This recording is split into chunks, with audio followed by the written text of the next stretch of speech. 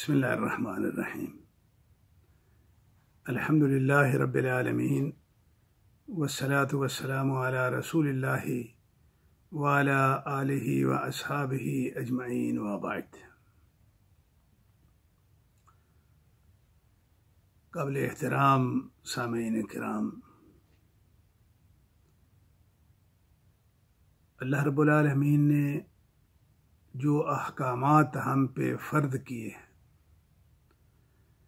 वो ईमान की मद में हों या दूसरे आमाल इबादात वग़ैरह के शक्ल में हों,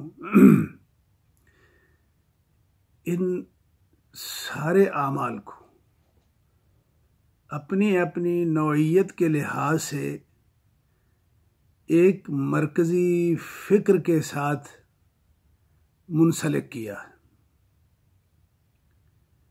वो जो कुछ भी करना होगा उस फ़िक्र के तहत करना होगा। अगर उसके मुताबिक और उसके तहत नहीं किया है तो अल्लाह के यहाँ वो कबूल नहीं। मिसाल के तौर पे जितने भी आमाल हैं, नेकियां हैं, इनको अल्लाह रब्बुल आलमीन ने एक मरकज़ी फ़िक्र के साथ मुंसलिक किया, और वो ये है इन्नमल आमालु बिन्नियात, कि जैसी नीयत होगी उस नीयत की बुनियाद पे उस अमल का एतबार अल्लाह के यहाँ होगा। अगर वो नीयत में स्वाए लिल्लाहियत के और कुछ नहीं था तो अल्लाह के यहाँ उसका अजर व सवाब है, और अगर उसमें इखलास नहीं था, अल्लाह की साथ साथ और भी कई अपने ज़ाती मकासद उसके अंदर शामिल थे, तो फिर वो अल्लाह के लिए खालिस नहीं रहा। तो यहाँ से कई चीज़ें हैं जिनको आप समझें और उस बुनियाद पे अपने ईमान को और अमल को दुरुस्त करें, नहीं तो वो दुरुस्त नहीं होगा। बड़े से बड़ा पूरी दुनिया आप सोने की भर के अगर खर्च कर डालें और इसमें वो इन्नमल आमालु बिन्नियात, वो लिल्लाहियत के फ़िक्र से अगर ये मुंसलिक नहीं है, उसके ज़ाविये और मेयार पे पूरा नहीं उतर रहा है, तो इस अमल का क्या वज़न होगा, क्या कीमत होगी अल्लाह के यहाँ? कुछ भी नहीं होगी। इसी तरह मिसाल के तौर पे ईमान है, ईमान के अंदर ये शर्त है, उसके पीछे एक फ़िक्र है मरकज़ी। अगर उसके साथ ईमान को आपने अटैच कर लिया, मरबूत कर लिया, बांध लिया, मुंसलिक कर लिया, तो ईमान दुरुस्त होगा। और वो क्या है? वो ये है कि फिर ईमान में शक की गुंजाइश नहीं है, फिर शक नहीं आप कर सकते। अल्लाह ताला ने कुरान पाक में फरमा दिया, इन्नमल मुमिनूना अल्लज़ीना आमनू बिल्लाहि व रसूलिही। मोमिन हकीकतन हमारे नज़दीक वो लोग मोमिन हैं जो अल्लाह पे ईमान ले आए, उसके रसूल पे ईमान ले आए, सुम्मा लम यरताबू, लेकिन ये ईमान किसी शक से जो है वो पाक और साफ था। तो ये ईमान को अल्लाह रब्बुल आलमीन ने किस मरकज़ी फ़िक्र के तहत मुझसे साथ बांध दिया कि शक नहीं है, इसमें शक नहीं करना है। तो इसी तरह अल्लाह पे ईमान, रसूलुल्लाह पे ईमान और किताबुल्लाह पे ईमान, ये तीनों किस्म के जो ईमान हैं वो एक बड़े मरकज़ी किरदार के साथ मुंसलिक हैं। मेरे भाइयों, मैं कुरान की आयत की रोशनी में उसकी वजाहत कर देता हूँ, और आप हर वक्त अपने ईमान को देखें कि क्या वो उसके मुताबिक है या नहीं। सूरह अन-निसा की 136 नंबर आयत है, अल्लाह रब्बुल आलमीन उसमें फरमा रहे हैं, या अय्युहल्लज़ीना आमनू, ए वो लोगो जो ईमान ले आए, जिन्होंने मुझे अल्लाह मान लिया। अब आगे क्या करना है? एक है अल्लाह को मान लेना कि अल्लाह है, आगे क्या करना है? रसूल को भी मान लिया कि रसूल है, बस यही बात ख़त्म है। किताब को भी मान लिया कि ये अल्लाह की किताब है, इतना काफ़ी है। नहीं भाई, यहाँ पे आके एक थोड़ा सा मसला है, देखने को छोटा है लेकिन बहुत बड़ा है। यहाँ से आके दुनिया आज तक गुमराह होती आई है।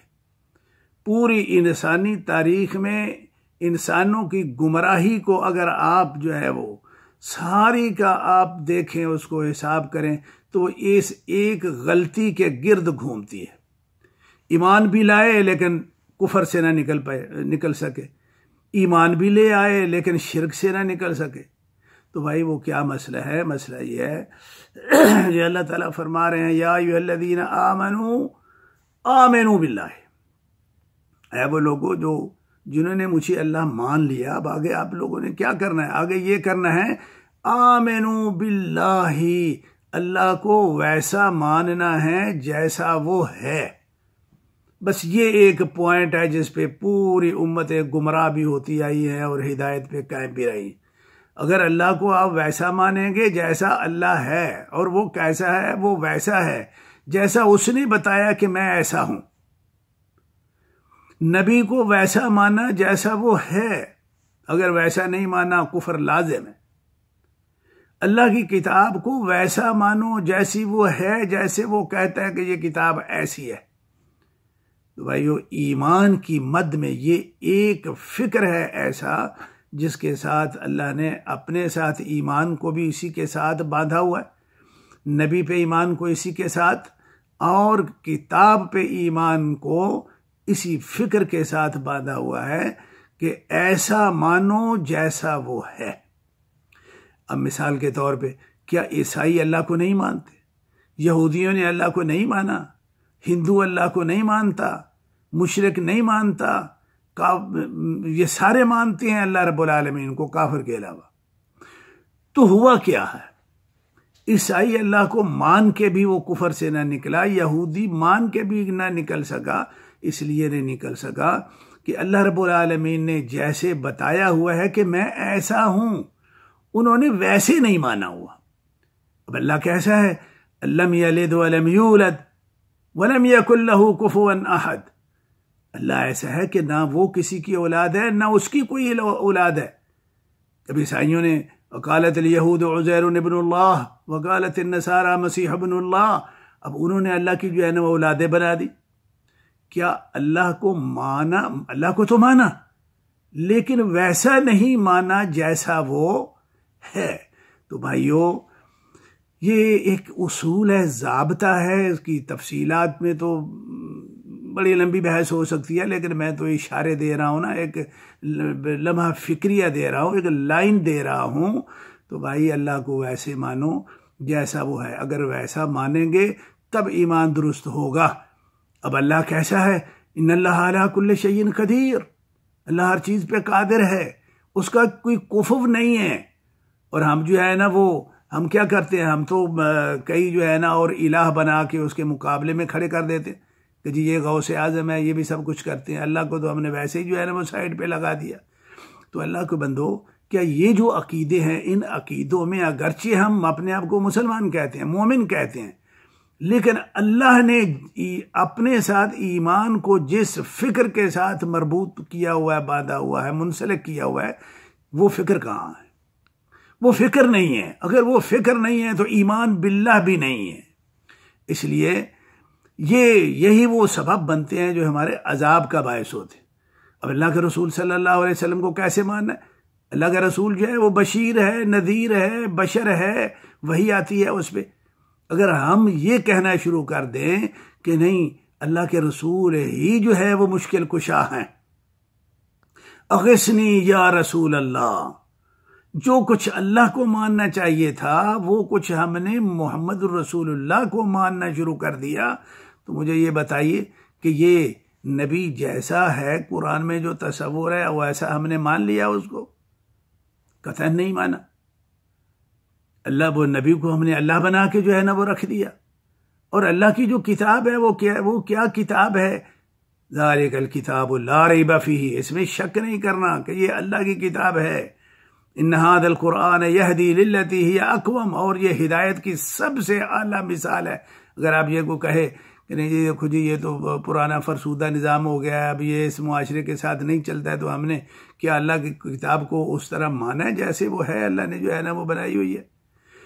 तो बहरहाल मैं यहाँ बात मुख्तसर करता हूँ, आपको लम्हा फिक्रिया दे रहा हूँ, आप सोचें यहाँ पे कि जितने भी ये मसाइल होते हैं शरीयत के, ईमानियात के, इनको एक मरकजी नुक्ते के साथ अल्लाह ने मुंसलिक किया हुआ होता है। उससे हटा के, उसको उससे काट के आप जितने बड़े मोमिन बन जाएं, अल्लाह के यहाँ आपका ईमान किसी काम का नहीं है। तो भाइयों खुलासा ये है अल्लाह को वैसे मानो जैसा वो है, और वो कैसा है, वो वैसा है जैसे कुरान में उसने बयान कर दिया। और अल्लाह को वैसा मानने की कोशिश करो जैसे कि अल्लाह ने अपने अस्माओ सिफात के जरिए बताया है हमें कि मैं ऐसा हूँ। अल्लाह को जानने के लिए वो कैसा है, अल्लाह के अस्माओ सिफात जो है ना उनका मुताला कीजिए, वैसा है। इसी तरह नबी की जो है ना वो बात है, इसी तरह कुरान की जो है ना वो बात है, तब जो है ना ये ईमान दुरुस्त होगा, नहीं तो ये गुमराही है। और पहली उम्मतों पे जितने भी अजाब आए वो इसी उसूल और ज़ाब्ते में इनहिराफ की बुनियाद पे आए कि उन्होंने अल्लाह को वैसा नहीं माना जैसा वो है, नबी को वो नहीं माना जैसा वो है, किताब का भी एहतराम नहीं किया।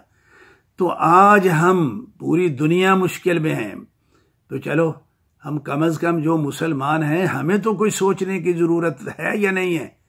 अल्लाह के बंदो, अल्लाह के साथ शिर्क करेंगे, अल्लाह को वैसा नहीं माना, नबी के साथ जो है ना नबी को नबी नहीं रहने दिया तो भी कुफर कर दिया। तो जिन गुनाहों की बुनियाद पे हम अजाब में मुब्तला हैं, अगर वही गुनाह करके इस अजाब को टालने की कोशिश करेंगे तो हमारी कौन हमें अक्लमंद कहेगा। हम तो अपने आप को खुद तो अक्लमंद कहते ही हैं, लेकिन शरीयत के हाँ हम अक्लमंद हैं, कोई अकल वाली बात नहीं है भाई।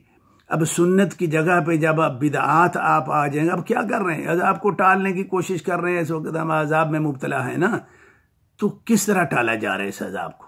कोई है बंदा समझदार के जो ये सोचे कि ये अजाब आया क्यों, हमने अल्लाह को क्या समझना था और हम क्या समझ रहे हैं, नबी को क्या समझना था क्या समझ रहे हैं, शरीयत को सुन्नत को क्या समझना था क्या समझ रहे हैं। सुन्नत की जगह पे बिदअत है, नबी की जगह पे जो है ना और बहुत कुछ है, और अल्लाह की जगह पे पता नहीं कितने अल्लाह हमने बना लिए हुए हैं।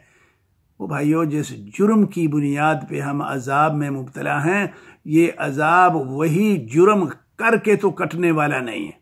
इसलिए मैं तमाम अपने भाइयों को, मुसलमानों को, कलमा को जो भाई हैं, सबको ये मैं गुजारिश कर रहा हूँ कि अल्लाह के लिए अगर आप अजाब से निकलना चाहते हैं, बचना चाहते हैं, तो फिर वही है, अल्लाह को वैसा मानो जैसा वो है, कुरान को वैसा मानो जैसा वो है, नबी को वहाँ तक रखो जहाँ तक शरीयत ने, अल्लाह ने हमें बता दिया है। इन सब को अपने अपने दराजात से हटा के हम जो कुछ भी करेंगे वो फिर कुफर ही होगा, शिरक होगा, निफाक होगा, बिदअत तो कहलाएगा, लेकिन तौहीद और सुन्नत कहलाने वाला नहीं है। इस पे ज़रा खुसूसी तवज्जो फरमाएं।